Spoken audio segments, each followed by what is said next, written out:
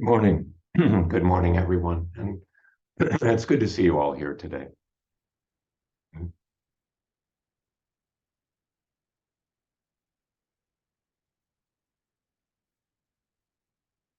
So for the last several weeks, we've been talking about the Metta Sutta, and I've gone over it verse by verse.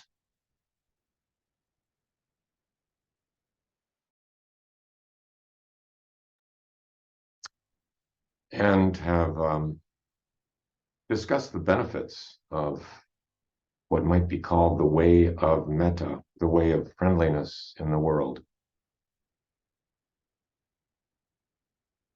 treating all beings as friends.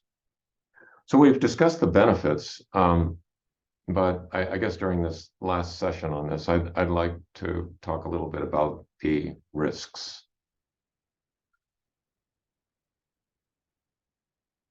To give some balance, discuss both benefits and risks. I'll start with a reading of yet another translation of the Metta Sutta, the Karaniya Metta Sutta. And this is from the Chenrezig Project, which is a Tibetan group, pardon me, in Washington State. Chenrezig is the Tibetan Buddha of compassion, kind of comparable to Avalokiteshvara in a way.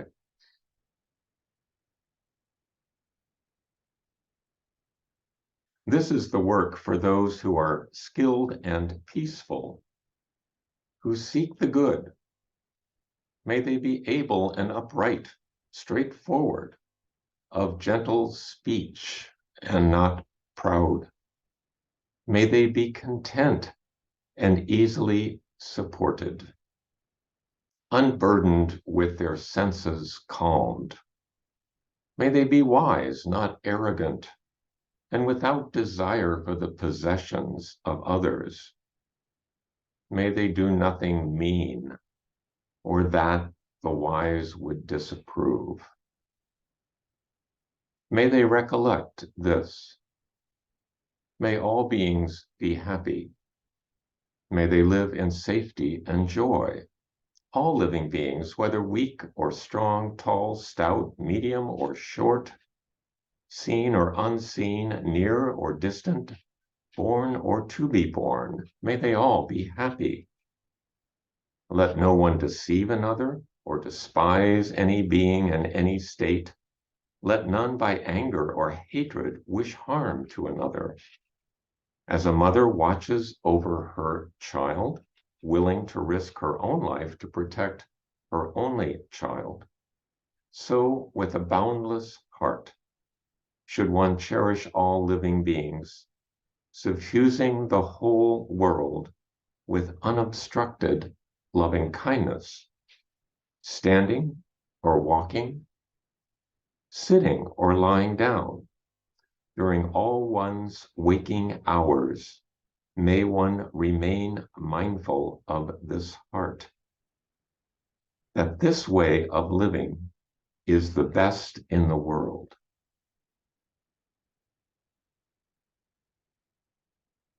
Unattached to speculations, views, and sense desires, with clear vision, such a person will never be reborn in the cycle of suffering.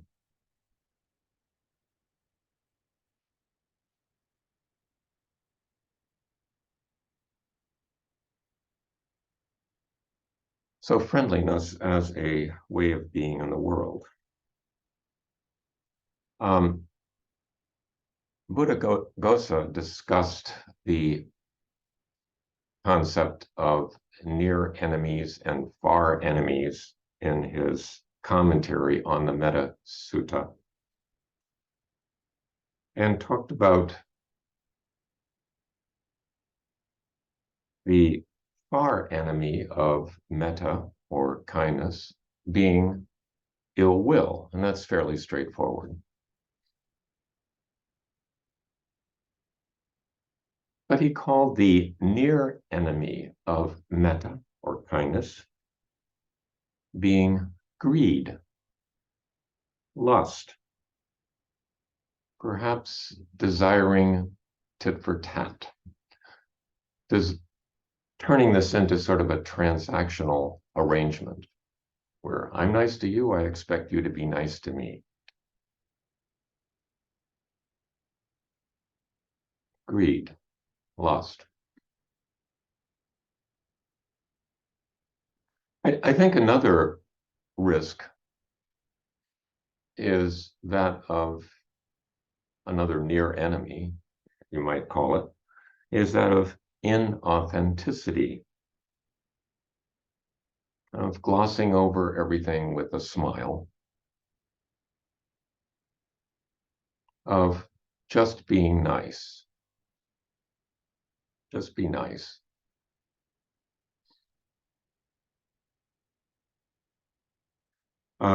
For those of you who were at the gathering on our porch last Sunday, there was much discussion of this concept of spiritual bypassing.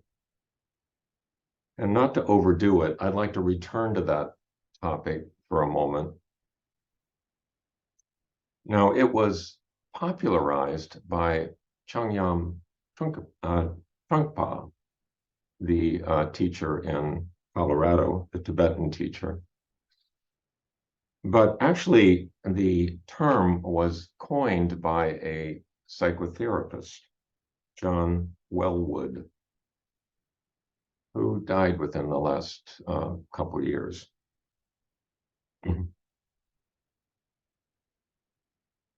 But he defined it in this way. Spiritual bypassing is a term I coined to describe a process I saw happening in the Buddhist community I was in. He was a practicing Buddhist as well as a psychotherapist, and also in myself. Although most of us were sincerely trying to work on ourselves, I noticed a widespread tendency to use spiritual ideas and practices to sidestep or avoid facing unresolved emotional issues, psychological wounds, and unfinished developmental tasks.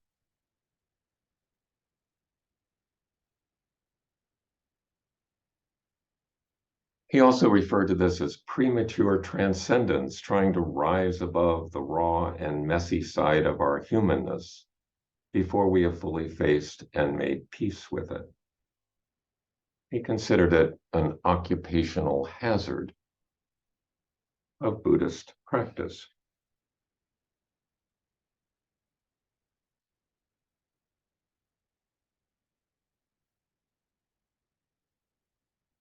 So in the real world, of course, in the relative world we live in, we're having to deal with harmful or unwholesome behaviors, either our own or those of others. We're having to deal with anger. So how do we approach that with an attitude of friendliness without glossing over everything and just being nice? I'm going to return to a reading from a while back that some of you were here when we discussed the Vimalakirti Sutta. And there's a chapter, a section in that sutra on regarding living beings. And I'd just like to read a short passage from it, because it's relevant here. How do we regard living beings? If we're going to regard them with friendliness In what other manner do we regard them? And he says, at this time, Manjushri asked Vimalakirti, how does the Bodhisattva regard living beings?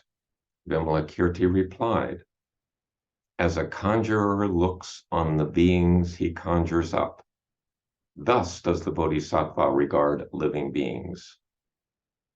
As the wise view the moon in the water, or a face or form seen in a mirror, as shimmers of heat in a torrid season, as the echo that follows a cry, as clouds in the sky, as foam on the water, bubbles on the water, as a thing no firmer than the trunk of the plantain, no longer lasting than a flash of lightning, as a fifth great element, a sixth component, a seventh sense media, a 13th sense media, a 19th sense realm. Thus does the Bodhisattva regard living beings.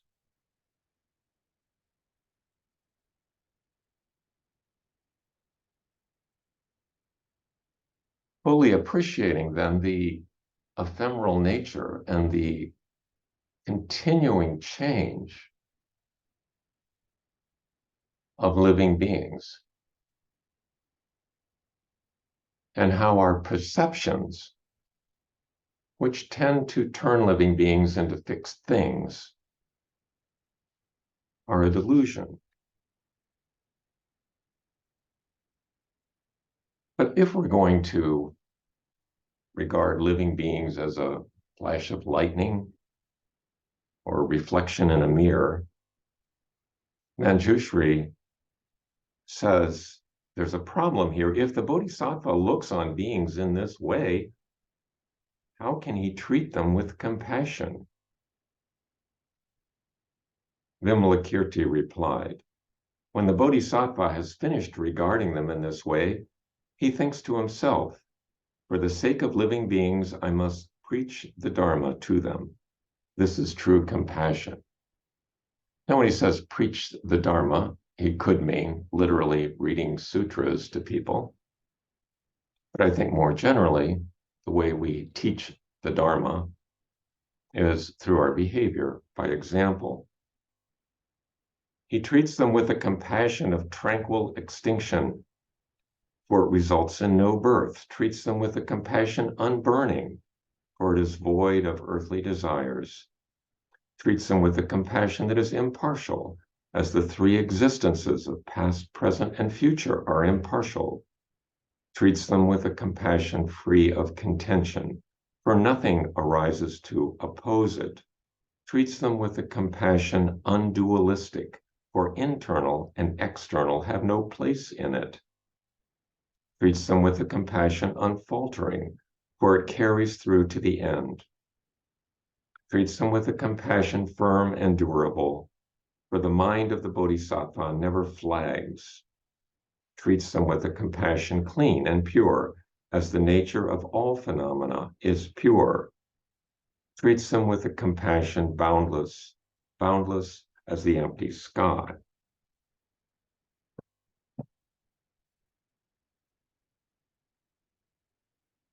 So certainly keeping in mind the ephemeral nature, the fact that we're all here for just a flash in geologic time can be helpful. Keeping in mind the ever-changing nature of our beings, and not identifying persons with behaviors. I think it's fair to say we have all engaged in harmful or unwholesome behaviors at times. And yes, we are moral agents and need to take responsibility for those behaviors, but they are not us.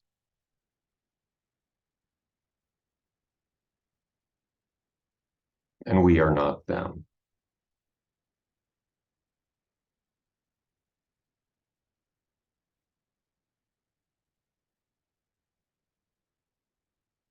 And with others, recognizing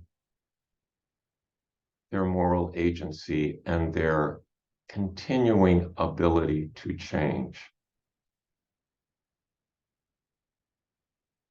where each moment is a choice.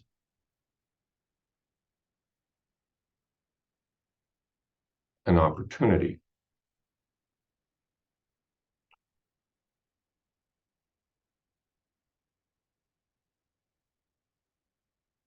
So one thing these views of beings bring to us is a challenge, how to respond.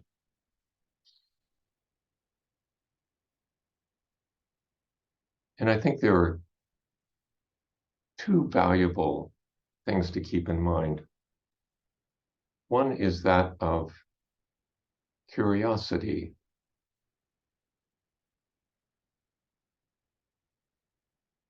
Why? Why did I behave that way? Why did he or she behave that way? What were the causes and conditions? How did this come about?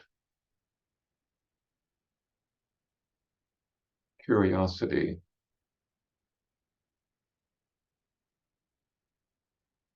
And the other, apart from curiosity, is creativity. How to respond? What are the range of possible responses here? How are we going to deal with this?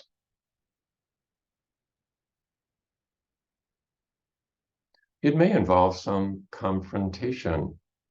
Confrontation has an unfortunate connotation of opposition or combativeness, but it comes from the root face with, more or less face to face, just coming face to face with what is happening, with reality.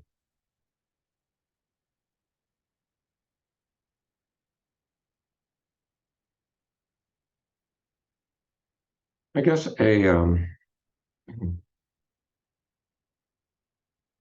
sort of an everyday example I'll offer here is sometimes we live in Overland, and sometimes I ride my bike into University City or down to Forest Park. And in order to get there, um, one travels on Midland Boulevard. Midland Boulevard, as many of you know, has 4 lanes, relatively little traffic. It goes through a residential area, and it's in poor repair, but that's beside the point. It heads roughly southeast, so that when you're riding toward University City, southbound, there are 2 southbound lanes that cars can choose from. The speed limit is 35 miles an hour because it's a residential area, and there are long stretches without pedestrian crosswalks, so pedestrians walk across various places. Well, when riding the bicycle south on Midland, most cars that pass, almost all of them, will move into the left lane to give me plenty of room.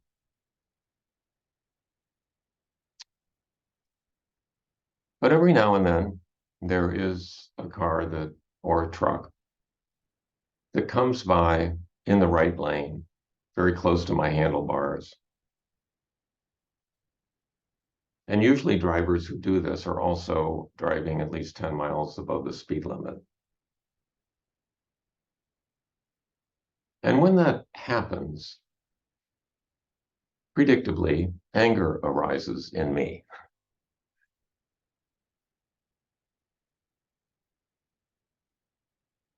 So what does one do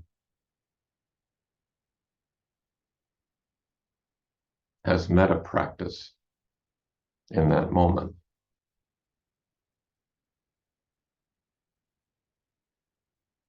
Well, one response is, may I be free of enmity. May I be free of affliction.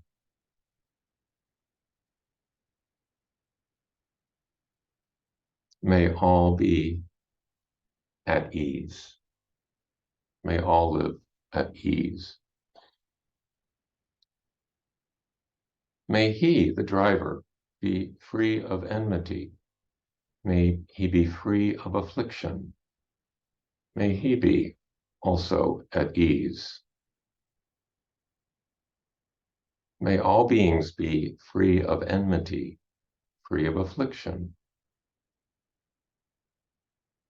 May we be at ease.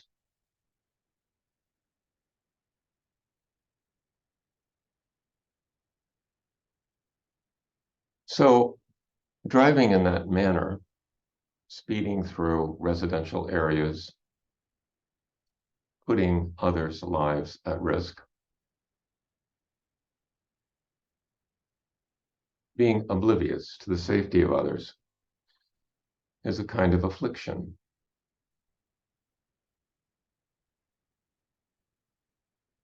May the driver be free of that affliction. And the anger that arises, the anger against that person, because it's at that moment virtually impossible to disentangle the person from the behavior. That anger is a kind of affliction as well. Enmity. May I be free of it.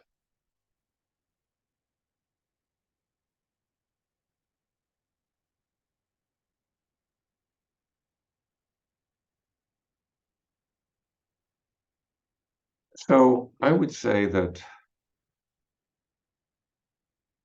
that gives a little space, a little time to process, a little time to recollect.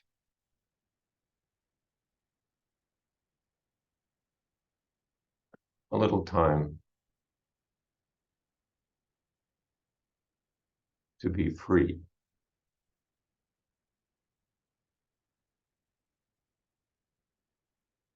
So how can we be authentically friendly in this world, this complicated, messy world?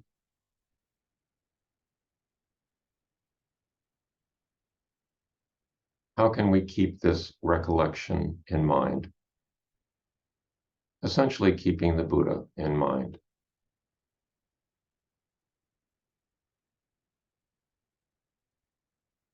Are there any other hazards of the way of metta that you can think of?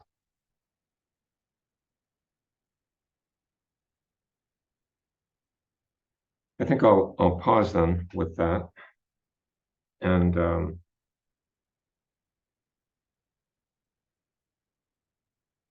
I appreciate your listening. Thank you. Thank you very much. We'll break up into a couple breakout groups and maybe discuss this a little further, the complexities of the way of metta. How can we apply them in real life, in this relative world we live in?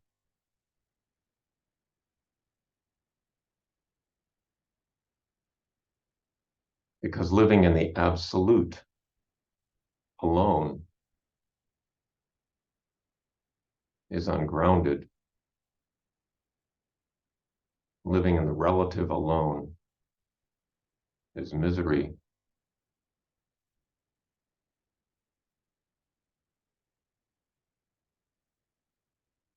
Welcoming both at the same time is freedom. So again, thank you for listening. We'll break up into groups, and I'll see you back.